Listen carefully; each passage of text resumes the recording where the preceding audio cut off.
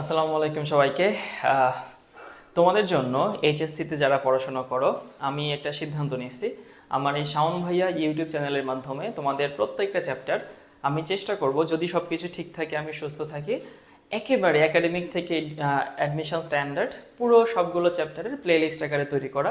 তো সেইটার প্রথম অ্যাপ্রোচ পরিবেশ রসায়ন। আর যারা আমাকে চিনো না, ছোট্ট করে আমার পরিচয় দিই, আমার নাম শাওন রেজা। আমি পড়াশোনা করেছি নটরডেম কলেজ থেকে, আর এখন পড়াশোনা করেছি ঢাকা ইউনিভার্সিটি থেকে। আমার ডিপার্টমেন্ট ছিল জেনেটিক ইঞ্জিনিয়ারিং অ্যান্ড বায়োটেকনোলজি। তো প্রথমে আসলে পরিবেশ চ্যাপ্টার, এই অধ্যায়টা দিয়ে আমি শুরু করছি, এবং আমি চেষ্টা করব এই চ্যাপ্টারে যা কিছু আছে সেটা একাডেমিক লেভেল, অ্যাডমিশন লেভেল, অ্যাডমিশনের মধ্যে varsity admission, engineering admission, medical মানে টু সাম এক্সটেন্ট মেডিকেল অ্যাডমিশনে কভার করবে। তো চলো ভাই, খুব বেশি কথা না বাড়ে আমরা শুরু করি যে আমরা কি কি পড়বো। তো পরিবেশ রসায়নের একেবারে প্রথম পার্ট, যে পার্টটুকু অনেক অবহেলিত থাকে, অনেকে এই পার্ট থেকে আমরা পড়াশোনা করতে চাই না, আমরা পড়ি না, আমরা শুরুই করি বয়েল চার্লস অ্যাভোগাড্রো সূত্র দিয়ে।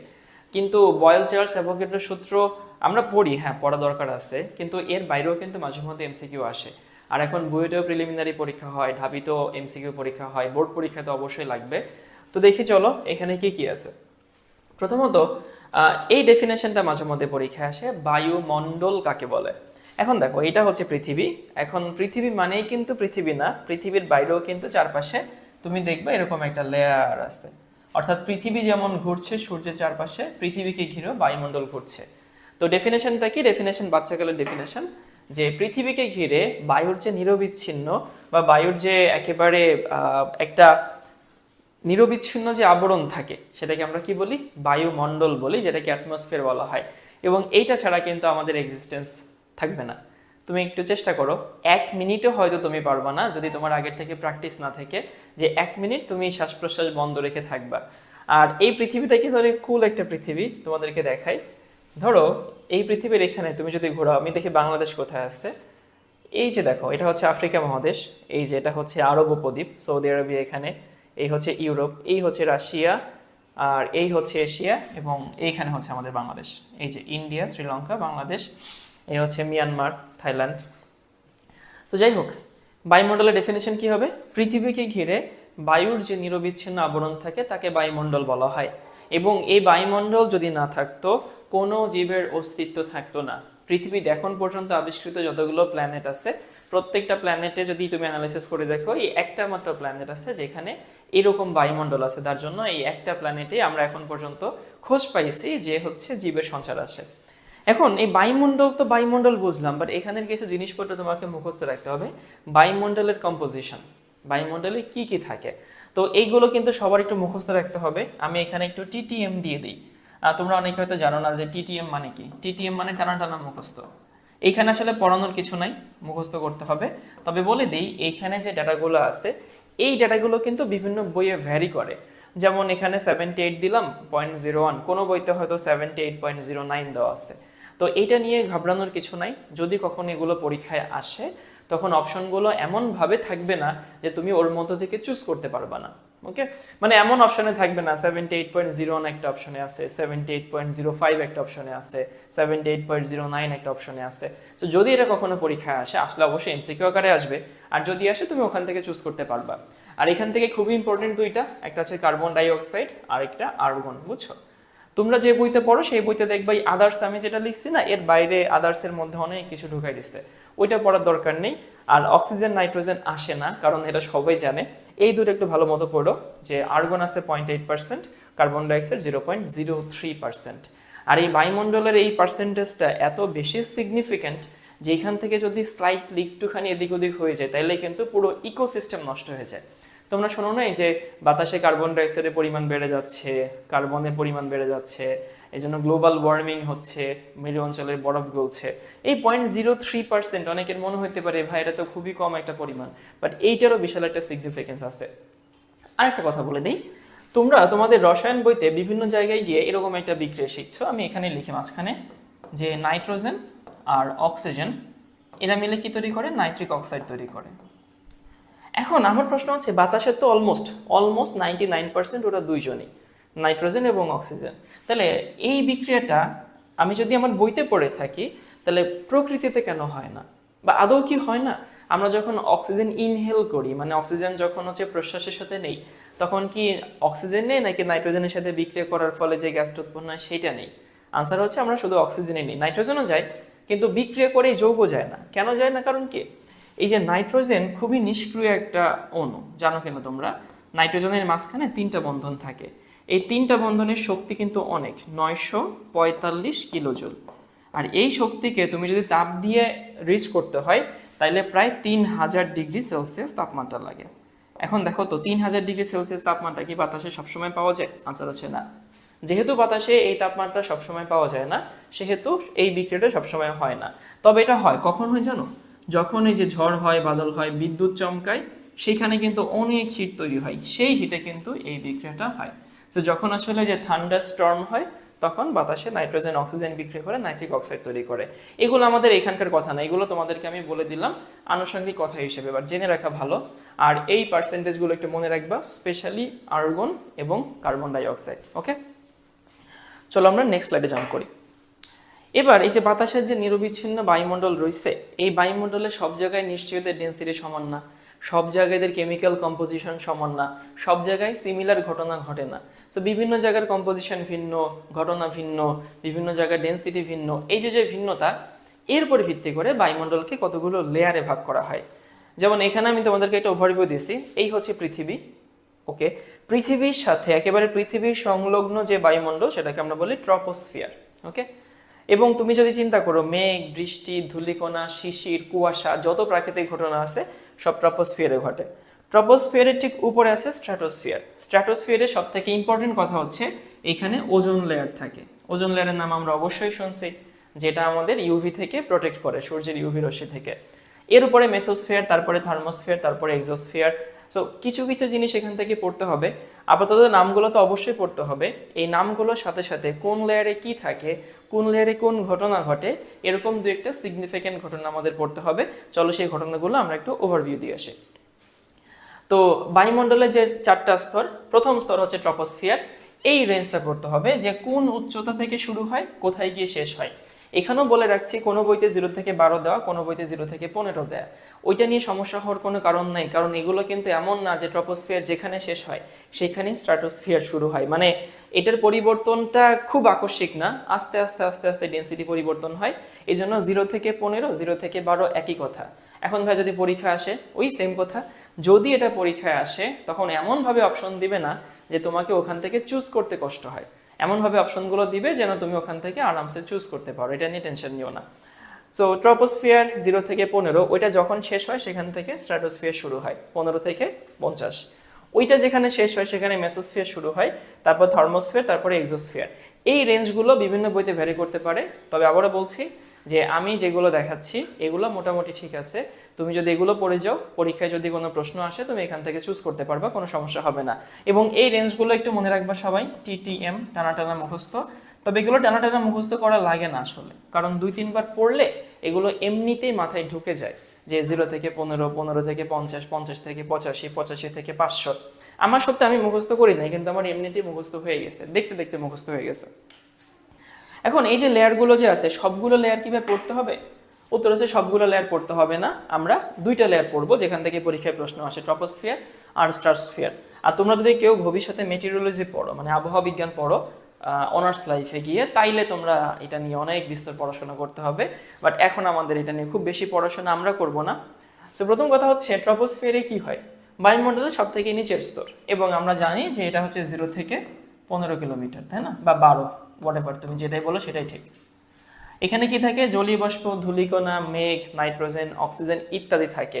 ইনফ্যাক্ট আমরা যে প্রত্যেকটা লেয়ারের একটা দেখলাম না কম্পোজিশন, নাইট্রোজেন 78.01, অক্সিজেন 20.71, ওটা কিন্তু ট্রপোস্ফিয়ারের লেয়ার। এই স্তরে ভূপৃষ্ঠের তাপমাত্রা পানি চক্র নিয়ন্ত্রণ করে।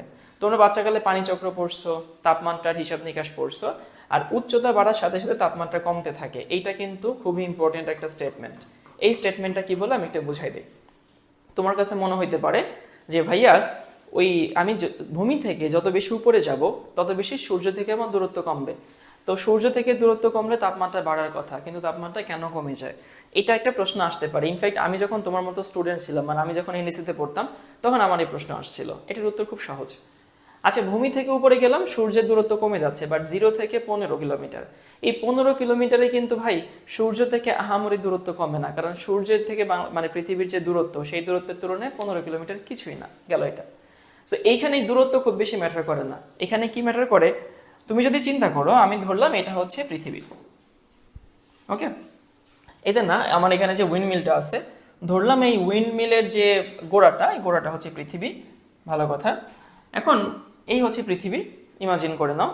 নিচের দিকে বাতাসের ঘনত্ব কিন্তু অনেক বেশি থাকে এই ট্রপোস্ফিয়ারের মধ্যে। তুমি যত বেশি উপরে যাবা, বাতাসের ঘনত্ব তত কমতে থাকে।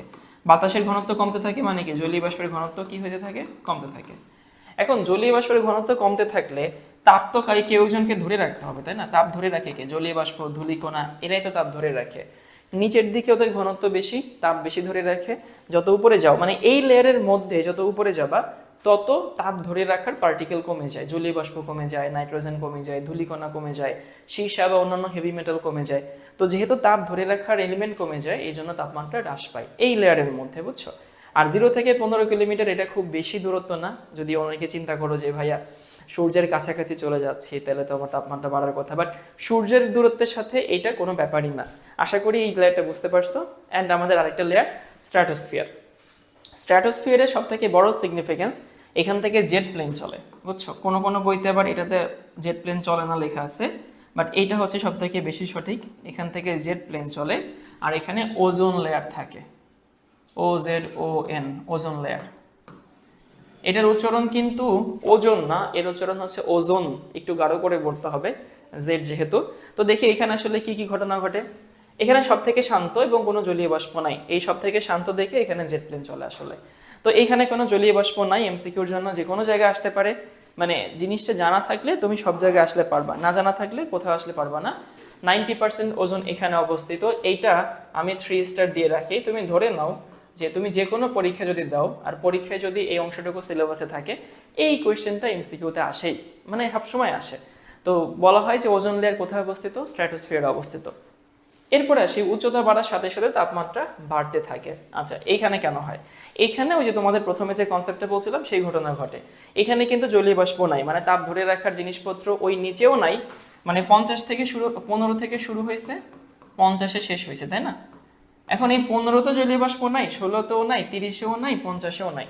তার মানে এখানে বাতাসের ডেনসিটি কোনো ম্যাটার করছে না, বা তাপ যে ধরে রাখে তার ঘনত্বের কোনো ম্যাটার করছে না, বুঝছো? তো এইখানে আসলে সূর্য থেকে দূরত্ব 50 কিলোমিটার কাছে, এই জন্য এখানকার তাপমাত্রা আস্তে আস্তে কি হয়, বাড়তে থাকে। এরপরে বাকি যে 3টা লেয়ার আছে ভাই, সেই 3টা কি পড়া লাগবে? উত্তর হচ্ছে না। এই বাকি 3টা লেয়ারে ডিটেলস পড়ার দরকার নেই, তুমি যতটুকুই পড়ছো অতটুকুই হচ্ছে মোটামুটি ঠিক আছে। থার্মোস্ফিয়ারের ক্ষেত্রে একটু মনে রাখো যে এটাকে অনেক সময় আয়নোস্ফিয়ারও বলা হয়। এখন আয়নোস্ফিয়ারও কেন বলা হয়? আয়নোস্ফিয়ার, এখানে এত বেশি তাপ থাকে যে তাপ দিলে কি হয়, মৌলগুলো বা অণুগুলো ইলেকট্রন ছেড়ে দেয়।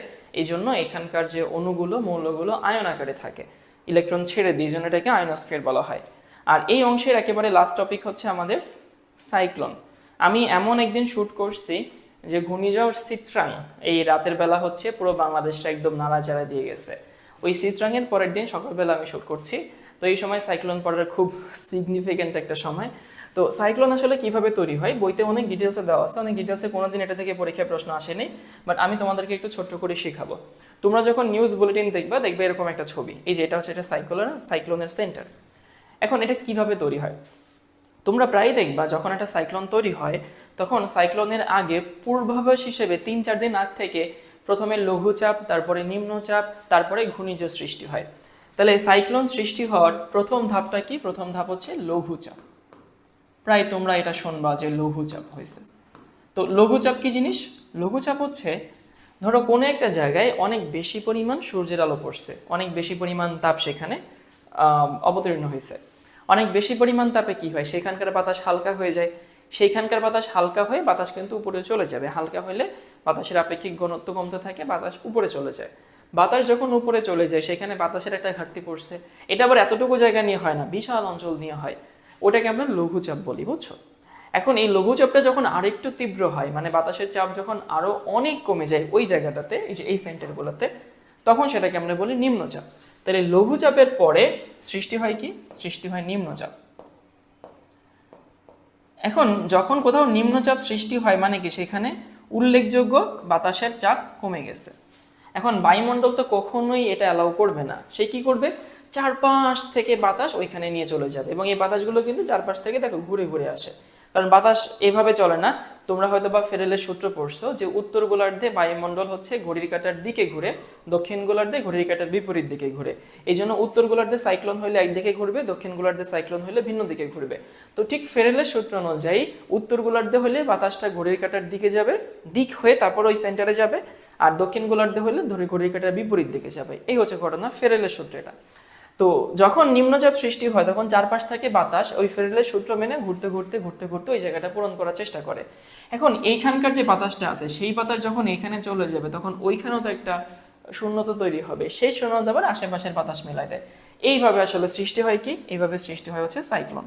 ওকে, এবং এটা যখন খুব বড় আকার ধারণ করে তখন যদি সাগরে তৈরি হয়, যেমন ধরো এইটা একটা সাইক্লোন সেন্টার, এইটা একটা সাইক্লোন সেন্টার, বাট এটা কিন্তু অত শক্তিশালী হবে না, এটা কিন্তু অনেক শক্তিশালী। যেমন বাংলাদেশের সিডর হইলো, আইলা হইলো, নার্গিস হইলো, এগুলো কিন্তু খুব বড় শক্তিশালী ঘূর্ণিঝড় ছিল।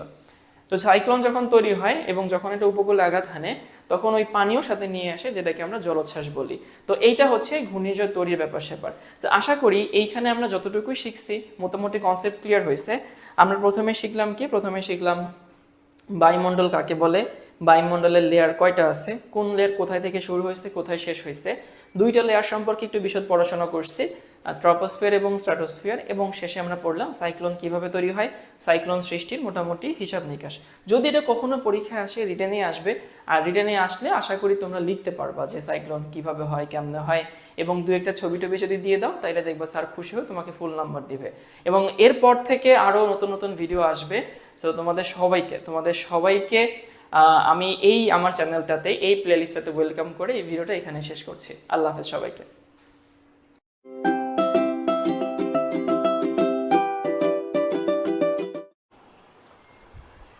গত ক্লাসটাতে মানে ছোট্ট ভিডিওটাতে আমরা দেখছিলাম এই চ্যাপ্টারের শুরুর অংশটুকু, সেখানে পরিবেশ রসায়ন, বায়ুমণ্ডলের স্তর, ঘূর্ণিঝড় এগুলো নিয়ে আমরা আলোচনা করছি। আজকে আমরা এই চ্যাপ্টারের মেইন অংশে ঢুকে যাব, গ্যাসের সূত্র, বয়েল, চার্লস, অ্যাভোগাড্রো এগুলো, এবং যেগুলো দিয়ে মেইনলি মানুষজন পড়াশোনা শুরু করে।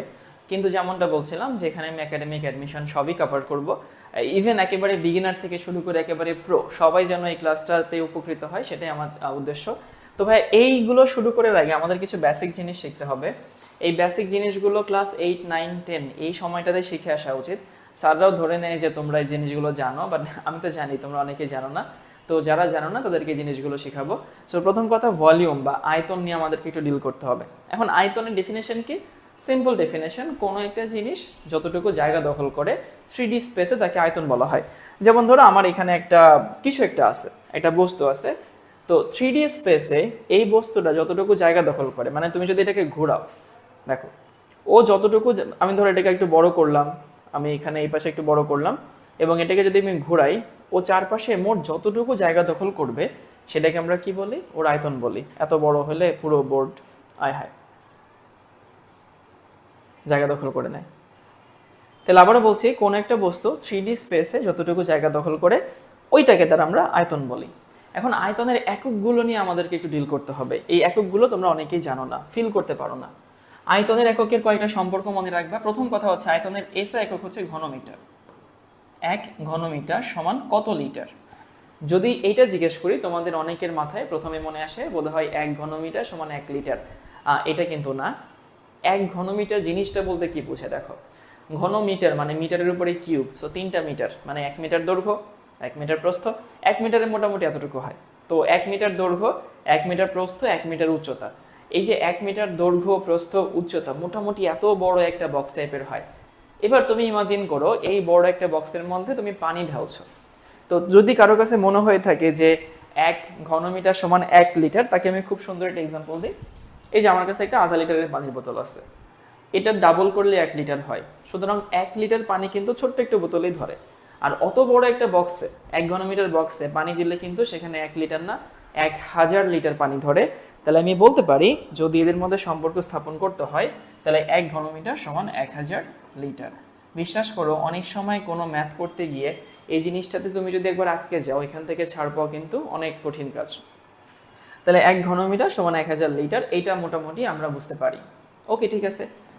আরেকটা জিনিস তোমাদেরকে দেখাই। তোমরা ছোটবেলায় এরকম একটা জিনিস শিখছো, সেটা হচ্ছে মিলিমিটার, তাই না? তারপরে কি সেন্টিমিটার, ডেসিমিটার এবং হচ্ছে মিটার, এরকমটা অবশ্যই শিখছো।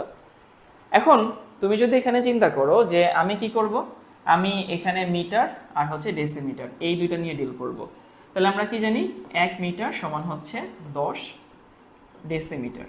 তোমরা জানো যে 10 গুণ করে এখানে পরিবর্তন হয়, 10 গুণ করে বাড়ে। আর মিটার বড় একক, বড় এককে মানটা সবসময় ছোট আসে। দেখো মিটার বড় একক, ওর মানটা 1, ডেসিমিটার ছোট একক, মানটা 10। বড় এককে ছোট মান, ছোট এককে বড় মান হয়। তুমি দুইটাকে কিউব করো, তাহলে 1 ঘনমিটার সমান এখানে 10 এর কিউব করলে 1000 থাকে, 1000 ডেসিমিটার কিউব। তাহলে দেখো তো 1 ঘনমিটার সমান 1000 লিটার, আবার 1 ঘনমিটার সমান 1000 ডেসিমিটার কিউব। তাহলে এখান থেকে আমি একটা অনুসিদ্ধান্ত নিতে পারি না যে ডেসিমিটার কিউবে যে কথা আয়তনের মানটা যা আসে, এই লিটারে আয়তনের মানটা তাই আসে। অর্থাৎ তোমাকে ওইটুকু মনে রাখতে হবে না, তোমাকে মনে রাখতে হবে এইটা 1 ডেসিমিটার কিউব সমান 1 লিটার। লিটারটা বেশি ব্যবহৃত হয়, যদিও এসআই একক ঘনমিটার, এবং কখনো যদি কোথাও ডেসিমিটার কিউব লেখা দেখো, এটা কিন্তু অ্যাডমিশনে মাঝে মধ্যে দেওয়া থাকে। সো কোথাও ডেসিমিটার কিউব লেখা দেখা থাকলে মনে নিজেকে একবার বলে নিতে হবে এখানে লিটার দেওয়া আছে। এবং অ্যাডমিশনে ভালো করার জন্য শুধুমাত্র পড়াশোনা দিলে হয় না, এইসব ছোট্ট ছোট্ট স্মার্টনেসগুলো অনেক হেল্প করে। যে তুমি কোথাও ডেসিমিটার কিউব লেখা দেখছো, মাথায় ধরেই নিলা যেটা লিটার দেওয়া আছে। এই যে তুমি একটুখানি চিন্তায় 1 সেকেন্ড হইলেও যে আগাই গেছো বাকিদের থেকে, এটা তোমাকে পরীক্ষার হলে অনেক অ্যাডভান্টেজ দিবে। এরপরে আসি, তুমি যদি এভাবে চিন্তা করো যে হচ্ছে আমরা জানি যে হচ্ছে 1 লিটার সমান হচ্ছে 1000 মিলিলিটার, এটা তো আমরা সবাই জানি। আবার একইভাবে যদি আমি এই দুটোর মধ্যে সম্পর্ক স্থাপন করি, তাহলে এখানে কি থাকে 1 ডেসিমিটার কিউব সমান হচ্ছে 1000 সেমি কিউব। দেখো তো বুঝি কিনা? এই যে ঘনমিটার থেকে যেমন ডেসিমিটার কিউবে আনছি, ঘনমিটার থেকে ডেসিমিটার কিউব, ডেসিমিটার কিউব থেকে সেন্টিমিটার কিউব বা সেমি কিউব, তাহলে 1 ডেসিমিটার কিউব সমান হচ্ছে 1000 সেমি কিউব। এখন আমি কিছুক্ষণ আগে তোমাকে শিখে আসছি এই লিটার এবং ডেসিমিটার কিউব যদি মানটা সমান হয়, এখানেও 1000 এখানেও 1000, তাহলে আমি বলতে পারি এই এমএলও যে কথা, সেমি কিউবও সেই কথা। তাহলে এখান থেকে তোমাকে এইটা মনে রাখতে হবে যে 1 সেমি কিউব মানে কোথাও যদি সেন্টিমিটার কিউব দেওয়া থাকে, তুমি ধরে নিবা সেটা কি দেওয়া আছে, মিলিলিটার দেওয়া আছে। এই সেমি কিউবকে অনেকে আবার সিসি বলে, বুঝছো? একই কথা, সংক্ষেপে সিসি বলা হয়। তাহলে ভাই এইটুকু একটু ঠোঁটে লাগায় রাখতে হবে যে 1 ঘনমিটার সমান 1000 লিটার, 1 ডেসিমিটার কিউব সমান 1 লিটার, 1 সেমি কিউব বা সিসি সমান 1 মিলিলিটার। এই ছোট্ট জিনিসটুকু তোমার পরীক্ষার হলে তোমার জীবনকে অনেক ইজি করে দিবে। আশা করি এই অংশটুকু সবাই বুঝতে পারছো। এবার দেখি চাপ। চাপ বলতে কি বোঝায়? প্রতি একক ক্ষেত্রফলে যে পরিমাণ বল প্রয়োগ করা হয় তাকে চাপ বলা হয়। যেমন যদি আমি একটা এক্সাম্পল দিই, পি সমান কি? পি সমান হচ্ছে এফ বাই এ, এক্সাম্পল না ইকুয়েশন। সো একক ক্ষেত্রফলের উপর প্রযুক্ত বলকে চাপ বলা হয়। চাপের নর্মাল একক কি হওয়া উচিত? নিউটন মিটার স্কোয়ার হওয়া উচিত, বা এটাকে আমরা সরাসরি প্যাসকেল ডাকি। প্যাসকেল নামে একজন সায়েন্টিস্ট চাপ নিয়ে অনেক কাজ করছিলেন, ভালো কথা। এখন চাপের একক নিয়েও কিছু সম্পর্ক মনে রাখতে হবে। যেমন ধরো যে আমি এখানে আসি, তোমরা যে এখানে বসে ক্লাস করছো, বাতাসের নর্মাল চাপ কত যদি প্রশ্ন করা হয়, তোমরা স্বাভাবিক বলতেই পারবা বাতাসের নর্মাল চাপ হচ্ছে 1 এটিএম। এখন এই 1 এটিএম এর সাথে বাকিগুলোর কি কি সম্পর্ক সেগুলো আমরা দেখব। সো মনে রাখবা 1 এটিএম সমান হচ্ছে 76 সেন্টিমিটার পারদ চাপ। এটার একটা হিস্ট্রি আছে বা গল্প আছে, 9, 10-এ ছিল। টরিসেলি নামে একজন ফিজিসিস্ট বা সায়েন্টিস্ট যাই বলি, উনি একটা টেস্ট করছিলেন। উনি একটা পাত্রে এরকম পারদ নিয়েছিলেন। ধরো এইটা হচ্ছে আমার কাছে একটা পাত্র, সেই পাত্রে উনি পারদ নিয়েছিলেন, বুঝছো? পাত্র ভরা হচ্ছে পারদ বা মার্কারি। এবং উনি করছিলেন কি, এইখানে একটা টিউবকে উল্টা করে এর মধ্যেও পারদ রাখছিলেন, এর মধ্যেও সে হচ্ছে পারদ রাখছিল। তো যেহেতু আমি এই টিউবটাকে উল্টা করে রাখছি, উপর করে রাখছি, পারদগুলো কিন্তু সব পড়ে যাওয়ার কথা। কিন্তু উনি দেখলেন একটা সার্টেন অ্যামাউন্টে যাওয়ার পরে পারদ আর পড়ছে না। এখানে ধরো পারদটা স্টিল হয়ে আছে, উপরটুকু ফাঁকা আর নিচেরটুকু পারদ এখনো পূর্ণ আছে। তো উনি চিন্তা করলেন অভিকর্ষ ত্বরণের জন্য সবটুকু পারদ তো নিচে পড়ে যাওয়ার কথা, কেন নিচে পড়ছে না? এখন তুমি আমি হইলে তো ওইখানে হাল ছেড়ে দিতাম, বাট উনি তো সায়েন্টিস্ট মানুষ, তার মাথায় অনেক চিন্তা আসছে। আর উপরে যে ফাঁকা জায়গাটুকু ছিল ওইটুকুকে বলা হয় টরিসেলির শূন্য স্থান বা টরিসেলির ভ্যাকুয়াম বলা হয়। তো পরে উনি ব্যাখ্যাটা দিলেন, দেখো বাতাসের তো চাপ আছে, বাতাসের চাপ কার উপরে দেয়? এই যে বাতাসের চাপ কিন্তু আমাদের এইখানে যে নিচে প্লেটটা ছিল এই পাতের উপরে লম্বভাবে দিচ্ছে, এবং এই চাপ কোথাও না কমে সরাসরি এই পাত্রের মধ্য দিয়ে সঞ্চালিত হয়। তোমরা বায়ুর চাপের একটা ফর্মুলা হয়তো শিখছো, যে চাপ সব দিকে সমানভাবে দেয় এবং যেদিকে যাওয়ার সুযোগ পায় চাপটা সেদিকে যায়। তো যেহেতু এখানে একটা টিউব আছে, চাপটা কিন্তু টিউবের উপরের দিকে যাচ্ছে, এই জন্য কিন্তু পারদটা পড়ছে না, ওইখানে গিয়ে দাঁড়ায় আছে। এবং দেখা গেল এটা একটা সার্টেন একটা ব্যাস নিয়েছিলেন উনি, আমার সেটা মনে নাই। তো কথা হচ্ছে দেখা গেল বাতাসের চাপ যখন 1 ATM তখন এই হাইটটা হচ্ছে 76 বা 76 সেন্টিমিটার হয়। এবং যেহেতু পারদ দিয়ে টেস্টটা করা হয়েছিল, যেন এটাকে মার্কারি প্রেশার বলা হয়। তাহলে আবারও বলছি, 1 ATM সমান 76 সেন্টিমিটার মার্কারি চাপ। 76 সেন্টিমিটারকে আমরা যদি মিলিমিটারে কনভার্ট করি তাহলে 760 মিলিমিটার মার্কারি চাপ, এইটুকু মনে হয় আমরা সবাই জানি। ওকে, আবার 1 ATM সমান হচ্ছে 101,325 এত প্যাসকেল। প্যাসকেল যে কথা, নিউটন পার মিটার স্কোয়ার সেই কথা। এরপর প্যাসকেল থেকে তুমি কিলো প্যাসকেলে নিতে পারো। যদি তুমি কিলো প্যাসকেলে নিতে চাও তাহলে এখানে হবে 101,325 এত হচ্ছে কিলো প্যাসকেল। এই জিনিসগুলো একটু আগে থেকে শিখতে হবে। আরও আছে, চাপের আরও একক আছে, টর আছে, বার আছে, বাট ওগুলো আমাদের পরীক্ষার জন্য লাগবে না বা আমাদের এই লেভেলে লাগবে না। তুমি শুধুমাত্র এইটুকু মনে রেখো। তাহলে আমি আশা করি তোমরা ওই চাপ এবং আয়তন এই দুটা যে এককগুলো সম্পর্ক সেগুলো এখন থেকে মনে রাখবা। এই জিনিসগুলো অনেক স্যাররা হয়তো শেখাবেন না, কারণ স্যাররা ধরেই নেন যে তোমরা এগুলো স্কুল লেভেলে পড়ে আসছো। বাট তারপরে যদি কারো বেসিক উইক থাকে, কারো যদি কোনো গ্যাপ থেকে থাকে, ওদের জন্য আমি এই অংশটুকু ক্লিয়ার করে দিলাম। ওকে, ঠিক আছে। এবার দেখে চলো আমরা বয়েলস ল। তো বয়েলস একজন সায়েন্টিস্টের নাম, এইটা হচ্ছে ওনার ছবি। ওনার নাম, পুরো নাম রবার্ট বয়েল। উনি হচ্ছেন একজন আইরিশ কেমিস্ট। উনি ফিলোসোফার, কেমিস্ট, ফিজিসিস্ট অনেক নামে ডাকা হয়। এবং ওনার জন্ম ছিল 1600 সম্ভবত 21 আর মৃত্যু হচ্ছে 1697 বা উনি 17th সেঞ্চুরি, এটা আমার মনে আছে। যদি ভুল হয়ে থাকে তাহলে নিজেরা একটু ঠিক করে নিও। বাট উনি 17th সেঞ্চুরিতে হচ্ছে আইরিশে বা আয়ারল্যান্ডে জন্মগ্রহণ করছিল, মারা গেছিলেন লন্ডনে, ইংল্যান্ডে। তোমরা জানো যে আয়ারল্যান্ড লন্ডন এই দুটো হচ্ছে একই জায়গায় পাশাপাশি। ইভেন আয়ারল্যান্ডের নর্থ আয়ারল্যান্ড ইংল্যান্ডের অংশ, ইউনাইটেড কিংডমের অংশ।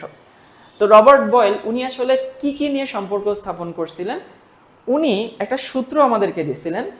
এখন ওই সূত্রতে আসলে কি বলা হয় চলো আমরা একটু দেখি। মেইনলি উনি চাপ এবং আয়তন নিয়ে ডিল করছিলেন। এবং আমরা একটা কমন সেন্স দেখি, এখানে একটা অ্যানিমেশন প্লে হবে, সেটা তোমরা একটু বোঝার চেষ্টা করবা। আর আগে আমরা একটা জিনিস ফিল করতে হবে, একটা গ্যাসের আয়তন বলতে কি বোঝায়। গ্যাসের কিন্তু নিজস্ব কোনো আয়তন নাই, যখন যে পাত্রে রাখবো তখন সেই পাত্রের আয়তন দখল করে। মানে ধরো এইখানে যদি আমার একটা গ্যাসের অণু থাকে, একটা আমি ধরলাম এখানে অনেকগুলো গ্যাসের অণু আছে। এই গ্যাসের অণুগুলোর আয়তন কোনটা, এই পাত্রে যতটুকু ফাঁকা জায়গা আছে বা গ্যাসগুলো মুভ করার জন্য যতটুকু জায়গা এখন অ্যাভেলেবল পাচ্ছে, সেটাই কিন্তু গ্যাসের আয়তন। আবারও বলছে, যদি আমি এতটুকু গ্যাসটা আমার এই রুমের মধ্যে ছেড়ে দেই তাহলে এই আয়তন হবে হচ্ছে এই রুমের আয়তন। ইনফ্যাক্ট আমার কাছে একটা বেলুন আছে, তোমাদের সামনে দেখাবো। ধরো এই বেলুনের মধ্যে কিছু গ্যাস আছে, বেশ ভালো চাপের গ্যাস আছে। তো আমি যদি চিন্তা করি এই গ্যাসটার আয়তন কত, বেলুনের আয়তন। সো এই গ্যাসের নিজস্ব কোনো আয়তন নাই, ওর চলাফেরা করার জন্য অ্যাভেলেবেল যে আয়তনটা থাকে সেটাই ওই গ্যাসের আয়তন। আশা করি এটুকু বুঝতে পারছি। এখন বয়েল সাহেব একটা টেস্ট করছিলেন। টেস্টটা সবাই একটু অ্যানিমেশনে দেখো। কোনো একটা গ্যাসের উপরে তুমি যদি চাপ প্রয়োগ করো, এই যে দেখো গ্যাসের উপরে চাপ প্রয়োগ করছে, যখন চাপ দিচ্ছি তখন কি হচ্ছে, গ্যাসের আয়তন ছিল আগে পুরো সিলিন্ডারের আয়তন, এখন কি হয়ে গেছে, এতটুকু হয়ে গেছে না। তাহলে চাপ দিলে আয়তন কমে যায়, নর্মাল কেস।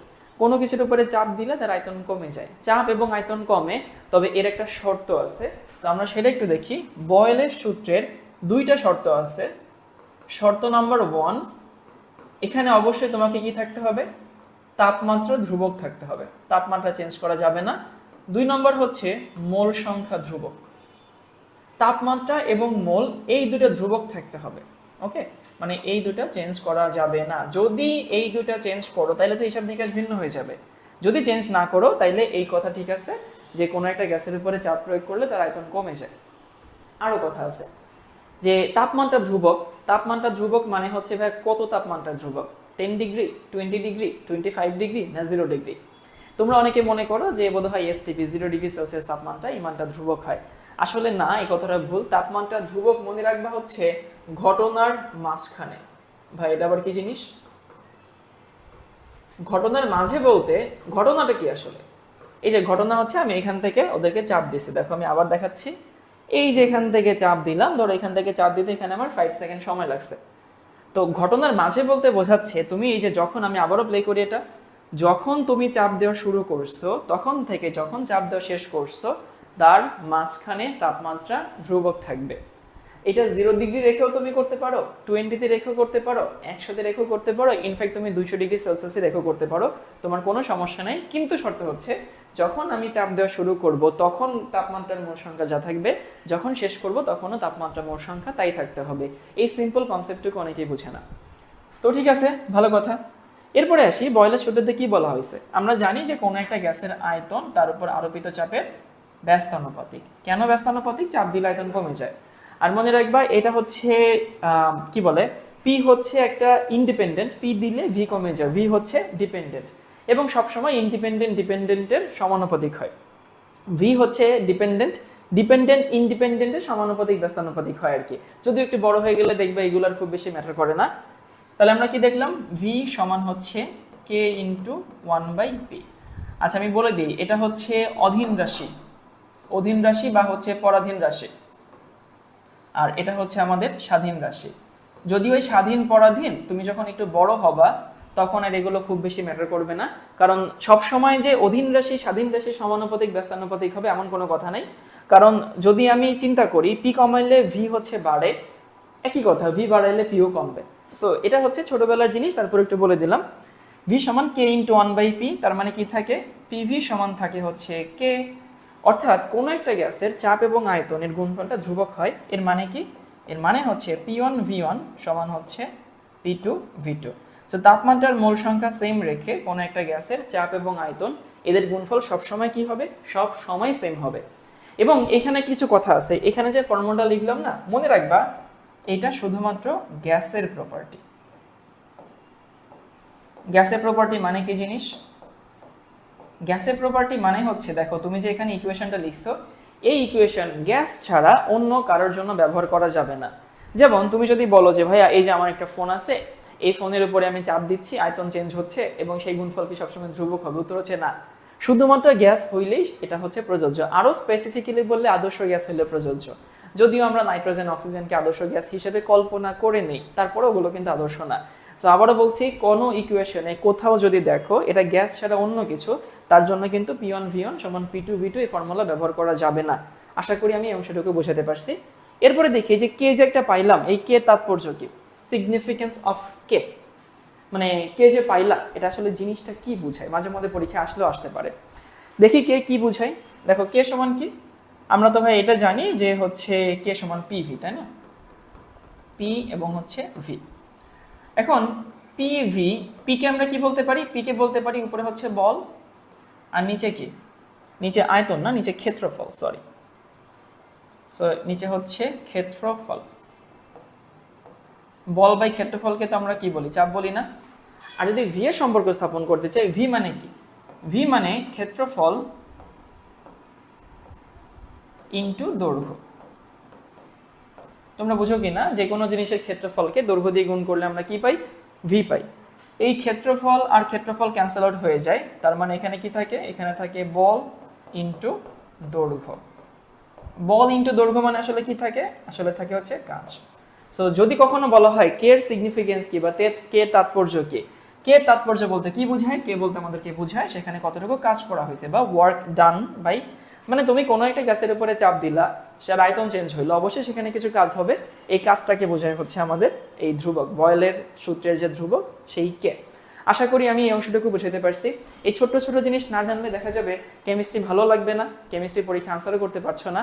আর পড়ে গেলে তো পড়া হয়ে গেল, বাট এই মাথা ঠান্ডা রেখে পড়া, কনসেপ্ট ক্লিয়ার করে পড়া, এভাবে পড়লে দেখা যায় অ্যাডমিশনও ভালো করা যায়, একাডেমিকও ভালো করা যায়। এরপরে বয়েলের সূত্রের সব থেকে ইম্পর্টেন্ট যে জিনিস সেটা হচ্ছে বয়েলের সূত্রের গ্রাফ। আমি বয়েলের সূত্রে কতগুলো গ্রাফ দেখাবো। প্রথম গ্রাফ, তুমি এই পাশে ধরো ভি নিলা আর এই পাশে পি ইনভার্স নিলা, ওকে? এক পাশে ভি এবং এক পাশে পি ইনভার্স। আমাদের ইকুয়েশন কি ছিল? ভি সমান কে ইন্টু পি ইনভার্স, না? ওই যে 1/পি। এটাকে তুমি ওয়াই অ্যাক্সিস নিছো, এটাকে তুমি এক্স অ্যাক্সিস নিছো, তাহলে আসলে এখানে কি থাকে দেখো, এখানে ওয়াই সমান, এটাকে যদি আমি ধ্রুবক ধরি, এম এক্স থাকে, তাই না? এখন ওয়াই সমান এম এক্স, এটা কি হবে? ওয়াই সমান এম এক্স হবে মূল বিন্দুগামী সরল রেখা। তবে এখানে মূল বিন্দু দিয়ে যাবে না, মূল বিন্দুর বরাবর হবে। কেন মূল বিন্দু দিয়ে যাবে না, এখানে আমি কেন ডটেড লাইন দিচ্ছি সেগুলো তোমাদেরকে একটু পরে দেখাচ্ছি।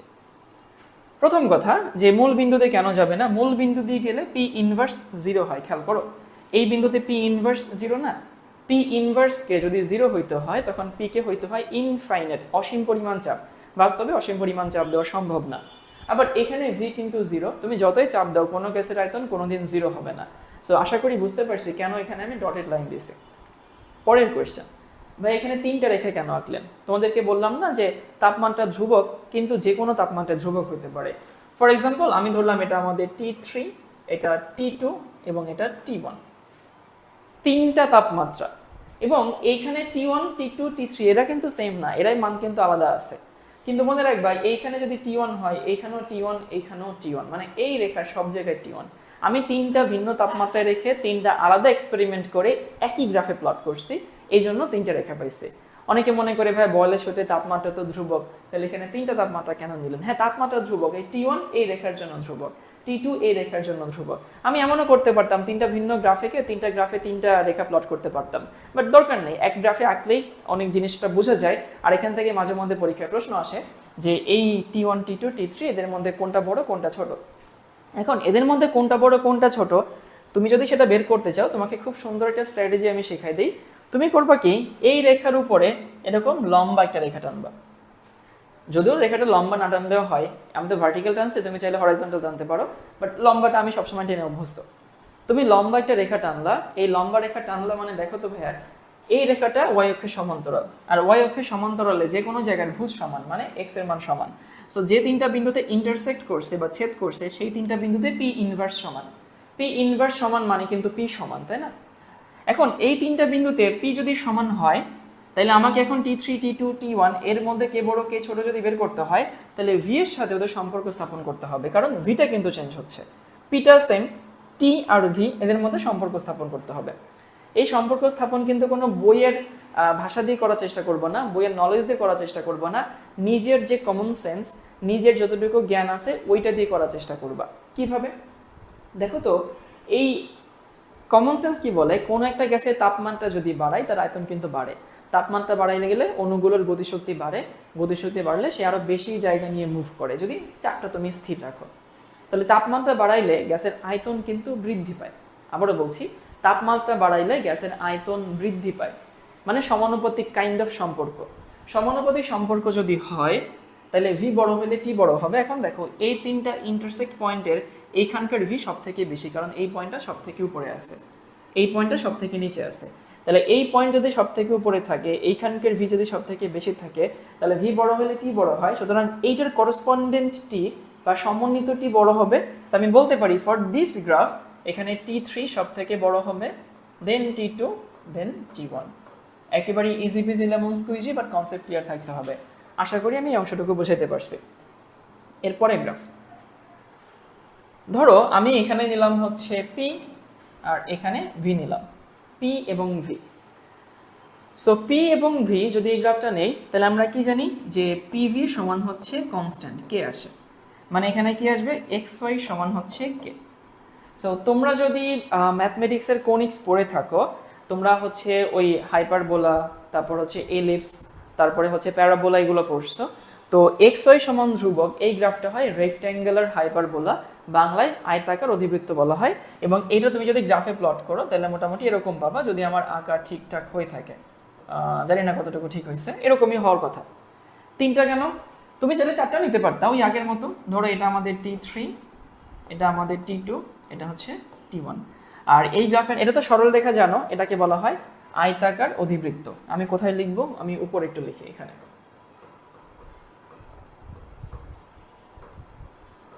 আয়তাকার অধিবৃত্ত। ওকে, রেক্ট্যাঙ্গুলার হাইপারবোলা বলা হয় ইংলিশে। এবং এখানেও তোমাকে আগের মতো একটু সেম কাজটা করতে হবে, যে কোনটা বড় এটা বের করতে হবে। আগের মতো একটা কাজ করো, তুমি লম্বা একটা রেখা টানো। এই লম্বা রেখা সব জায়গায় আমরা ভিকে স্থির করে দিয়েছি। দেখো, যদি ভিকে স্থির করে দেই তাহলে এখন আমাকে পি এর সাথে টি এর সম্পর্ক স্থাপন করতে হবে। কমন সেন্স অ্যাপ্লাই করো। কমন সেন্স কি বলে, কোনো গ্যাসের তাপমাত্রা বাড়লে চাপ বাড়ে। গ্যাসের চাপ বলতে কি বোঝায়, গ্যাসের অণুসমূহ ভেতর থেকে বাইরের দিকে যে চাপ দেয়। রিপিট করছি, যেমন ধরো এই বেলুনের মধ্যে অনেক পরিমাণ গ্যাস আছে, তো এই গ্যাসগুলো তো বের হয়ে যেতে যাচ্ছে, তাই না? তাহলে গ্যাসের অণুগুলো ভেতর থেকে বাইরের দিকে যে পরিমাণ চাপ দিচ্ছে প্রতি একক এরিয়াতে যে পরিমাণ চাপ সে প্রডিউস করে, বল প্রডিউস করে, সেটাকে আমরা গ্যাসের চাপ বলি। তাপমাত্রা বাড়লে গ্যাসের অণুর গতিশক্তি বাড়ে, যদি গ্যাসের অণুর গতিশক্তি বাড়ে তাইলে চাপও বৃদ্ধি পাবে, মানে সমানুপাতিক সম্পর্ক। তাহলে এই তিনটা ইন্টারসেক্ট পয়েন্টের মধ্যে দেখো তো ভাই, প্রথম পয়েন্ট উপরের পয়েন্টটাতে চাপ সব থেকে বেশি, কারণ উপরে আছে। তাহলে উপরের পয়েন্টে চাপ বেশি মানে কি, করসপন্ডিং তাপমাত্রা বেশি হবে। সুতরাং এখানেও T3 সব থেকে বড়, দেন হচ্ছে T2, দেন হচ্ছে T1। আমাদের 3 নম্বর গ্রাফ, যদি আমি এখানে পিভি নেই আর আমি এখানে পি নেই, এখন তুমি পি চেঞ্জ করো আর নাই করো, পিভির মানটা কি কখনো পরিবর্তন হয়? উত্তর হচ্ছে না, পিভি এর মানটা কখনো পরিবর্তন হয় না। সো এই গ্রাফটা অবশ্যই কি হবে, এক্স অক্ষের সমান্তরাল হবে। এটা T3, এটা T2, এটা হচ্ছে T1। তুমি যদি এখানে ভি নিতে পি এর বদলে, তাও কিন্তু সিমিলার টাইপের গ্রাফ পাইতা। এবং এইখানে কমন সেন্স অ্যাপ্লাই করা যায়, T3, T2 এবং T1 বড় হবে। এখানে কোনো ম্যাথমেটিক্স লাগে না, বিশ্বাস করো। যখন তুমি কনসেপ্ট ক্লিয়ার থাকো, মনে রাখবা সায়েন্সগুলোকে আমরা এক্সপ্লেন করি, সায়েন্স আমরা কেন ব্যবহার করি, আমাদের বাস্তব কনসেপ্টটাকে এক্সপ্লেন করার জন্য, সেটাকে ইজি করার জন্য, বুঝছো? এখন যে জিনিসটা এমনিতেই আমি ফিল করতে পারি, সেটা ম্যাথমেটিক্যালি দেখানোর দরকার নেই। তুমি নর্মালি চিন্তা করো যে তাপমাত্রা বেশি দেখেই তো পিভি এর গুণফলটা বেশি হয়, তাই না? পি হচ্ছে চাপ, ভি হচ্ছে আয়তন। কখন আয়তন এবং চাপ বেশি হবে? যখন তাপমাত্রা বেশি থাকবে। তাপমাত্রা বেশি মানে কি, অণুগুলোর মুভমেন্ট বেশি, ছোটাছুটি বেশি, বেশি পরিমাণ চাপ দেয়, বেশি জায়গা দখল করে, গুণফলটাও বেশি হবে। সো আবারও বলছি, এখানে T3 সব থেকে বড়। আর এই যে তিনটা রেখা যে আমি এখানে টানলাম, এই তিনটা রেখাকে একসঙ্গে বলা হয় আইসোথার্মাল রেখা। আবারও বলছি, এই তিনটা রেখাকে একসঙ্গে, তিনটা রেখাকেই বলা হয় আইসোথার্মাল রেখা। এখন তুমি কোয়েশ্চেন করতে পারো যে ভাই এটাকে আইসোথার্মাল কেন বলা হয়? Isothermal graph. আইসো শব্দের অর্থ সেম, থার্মাল শব্দের অর্থ তাপমাত্রা, মানে প্রত্যেকটা গ্রাফে একটা কনস্ট্যান্ট জিনিস আছে, সেটা হচ্ছে তাপমাত্রা এবং মোল সংখ্যা। যদিও মোল সংখ্যাকে অনেকে আমলে নেয় না, কারণ গ্যাসের পরিমাণ তো চেঞ্জ হয় না। তো যেহেতু তাপমাত্রা সমান, এই জন্য এটাকে আইসোথার্মাল বা সমষ্ণ রেখা বা সমতাপীয় রেখা বলা হয়। আশা করি এই গ্রাফে যতটুকু আছে ততটুকু সবাই বুঝতে পারছি। আমরা আরেকটা গ্রাফ দেখাই। অনেকে দেখা যায় ওইগুলো দিলে মোটামুটি আমরা পারি, বাট অন্য টাইপের একটা গ্রাফ দিলে আমরা পারি না। যেমন ধরো, যদি আমি এই পাশে এটা নেই, ln v নেই, আর হচ্ছে বা ln p নেই, ln p versus ln v, ln p আর হচ্ছে ln v, এরকম দিলাম। দুই পাশেই p নিয়ে ফেলছে। তুমি যদি এটাকে প্লট করতে চাও, তাহলে আমরা একটু আমাদের ইকুয়েশনটাকে বের করি। আমরা জানি pv সমান হচ্ছে k। তো তোমার তো ln লাগবে, ওটা কিন্তু লন না, তোমরা অনেকে লন বলো, ওটা ln। তাহলে তুমি দুই পাশে ln নাও, ln pv সমান হচ্ছে ln k। যদি লনের মাঝখানে গুণ থাকে, সেটা আলাদা করলে যোগ হয়ে যায়, তাহলে কি থাকে, ln p plus ln v সমান হচ্ছে ln k। তো আমাদের y অ্যাক্সিস বরাবর কি নিছি, p নিছি, ওইটাকে আমরা উপরে রাখি, মানে y কে রাখি। সো ln p সমান minus 1 into ln v plus ln k। দেখো, এটা আমাদের আলটিমেট ইকুয়েশন হিসেবে দাঁড়াচ্ছে। এবং আমি কোনটাকে কোন অ্যাক্সিস বরাবর নিছি, আমি এটাকে নিছি y অ্যাক্সিস বরাবর, আমি ln v-টাকে নিছি x অ্যাক্সিস বরাবর। ঢালটা এখানে -1 থাকে প্লাস c থাকে। ওকে, y সমান mx প্লাস c। ওকে, ভালো কথা। এই গ্রাফে তোমাকে অনেক কিছু শেখার আছে, চলো আমরা এক এক করে শিখি। প্রথমত, ঢাল জিনিসটা কি? আমি ঢালটা একটু শিখাই তোমাদের। ঢালকে m দিয়ে সিম্বলাইজ করা হয়। ঢালের অনেকগুলো ইকুয়েশন আছে, তার মধ্যে আমরা একটা ইকুয়েশন ব্যবহার করি, tan থিটা। কোনো সরল রেখা, যদি এখানে তুমি একটা অ্যাক্সিস প্লট করো, কোনো সরল রেখা x অক্ষের ধনাত্মক দিকের সাথে যে কোণ উৎপন্ন করে, আবারও বলছি, x অক্ষের ধনাত্মক দিক মানে ডান দিকের সাথে যে উৎপন্ন করে, তার ত্রিকোণমিতিক ট্যানজেন্ট মানকে ঢাল বলা হয়। এখন কোন একটা ঢাল পজিটিভ নাকি নেগেটিভ, এটা বোঝার সহজ উপায় আছে। ওই রেখার গোড়ায় কলম ধরবা, বুঝছো? রেখার গোড়ায় কলম ধরে যদি রেখাটার সাথে মেলানোর জন্য কলমকে ডান দিকে কাট করতে হয়, ডান ফর পজিটিভ, তাহলে সেটা পজিটিভ ঢাল। যদি এরকম রেখা হয়, ধরো এই যে আমি এখানে এমনিতে একটা রেখা আঁকছি, ধরো এরকম একটা রেখা আঁকছি, এই রেখার গোড়ায় কলম ওখানে ধরো বা এখানে ধরো, একই কথা। গোড়ায় সোজা রেখে কলম ধরবা, দেখো ওটার সাথে মেলানোর জন্য কিন্তু বাম দিকে কাট করতে হয়। যদি বাম দিকে কাট করো, তাহলে কিন্তু ঢাল নেগেটিভ। তার মানে এইখানে যে ঢালটা আমরা পাইলাম -1, সো এইখানে কিন্তু একটা নেগেটিভ ঢাল তৈরি হবে। এবং ঢালের মান কত? ঢালের মান কিন্তু 1, -1। এখন tan কতর মান 1? মনে রাখবা, tan 45 এর মান কিন্তু 1। tan 45 এর মান হচ্ছে 1, কিন্তু আমার তো ঢাল এখানে 1 না, ঢাল তো -1, তাহলে 10 - 45, অর্থাৎ এই দিক থেকে চিন্তা করলে হবে হচ্ছে, মানে তুমি যদি বাম দিক থেকে চিন্তা করো তাইলে হবে 45, আর ডান দিক থেকে চিন্তা করলে 180 থেকে মাইনাস করে 135 থাকে। সো এই রেখাটা মোটামুটি এরকম হবে, এই দুই পাশ সমান হবে, আমার সমান হয়নি, আমি একটু চেষ্টা করি সমান আকার, এবার মোটামুটি হয়েছে, মানে এইটা আর এইটা সমান হবে, তাইলে 45 হয়। সো এই কোণটা এখন হচ্ছে 45 ডিগ্রি, ওকে বুঝতে পারলাম। এবং এইটা কিন্তু আমাদের কি, এটা কিন্তু আমাদের ln কে, যেমনটা শিখছিলাম। সো আশা করি বুঝতে পারছো ln p আর ln v যদি এরকম গ্রাফ নেই তাহলে কেমন আসবে। তোমাদের আরেকটা জিনিস একটু শিখাই দেই, সেটা মাঝে মধ্যে কাজে লাগে। একটা গ্রাফকে রিপ্রেজেন্ট করার কতগুলো ওয়ে আছে, যেমন কখনো যদি এরকম থাকে, ভার্সেস থাকে y ভার্সেস x। সো গ্রাফকে কখনো যদি ভার্সেস দিয়ে রিপ্রেজেন্ট করা হয় তখন কিন্তু প্রথমটা থাকে y অ্যাক্সিস বরাবর, পরেরটা থাকে x অ্যাক্সিস বরাবর। আর গ্রাফকে মাঝে মধ্যে এরকম ব্র্যাকেট দিয়ে মাঝখানে কমা দিয়ে সিম্বলাইজ করা হয়। যদি কমা দিয়ে সিম্বলাইজ করা হয় তাহলে প্রথমটা x অ্যাক্সিস, পরেরটা y অ্যাক্সিস, মানে স্থানাঙ্ক দেওয়ার মতো। সো এই ছোট্ট জিনিসগুলো মাথায় না রাখলে দেখা যাবে পারা জিনিস অনেক সময় ভুল হয়ে গেছে। আবারও বলছি, ভার্সেস থাকলে প্রথমটা y, পরেরটা x, কমা থাকলে প্রথমটা x আর পরেরটা y। সো আশা করি বয়েলের সূত্র এবং বয়েলের সূত্রের তাৎপর্য, বয়েলের সূত্রের গ্রাফ, এটা নিয়ে আমাদের কোনো সমস্যা হবে না। এবং এখান থেকে পরীক্ষায় যে কোনো প্রশ্ন আসলে তোমরা আনসার করতে পারবা। আর তোমাদের কাছে আমার একটা হাম্বল রিকোয়েস্ট থাকবে, আমি এখানে তোমাদের একাডেমিক অ্যাডমিশন সবই শেষ করে দিব এবং নতুন ইউটিউব চ্যানেল, সো খুব ভালো হয় যেহেতু বিনামূল্যে তোমাদেরকে এটা আমি প্রোভাইড করছি। সো আমি আমার এফোর্টটাকে যত বেশি মানুষের কাছে পৌঁছে দিতে পারবো তত বেশি আমার এই এফোর্টটা আমি নিজে স্যাটিসফাইড হব, নিজে আরও বেশি মোটিভেটেড হব। সো তোমরা তোমাদের বন্ধুদের সাথে আমার ইউটিউব চ্যানেলটা শেয়ার করে দিয়ে ওদেরকে বইলো যে এইখানে ভাইয়া একটা ভালো উদ্যোগ নিয়েছে, তোরা চাইলে এখানে আসতে পারিস।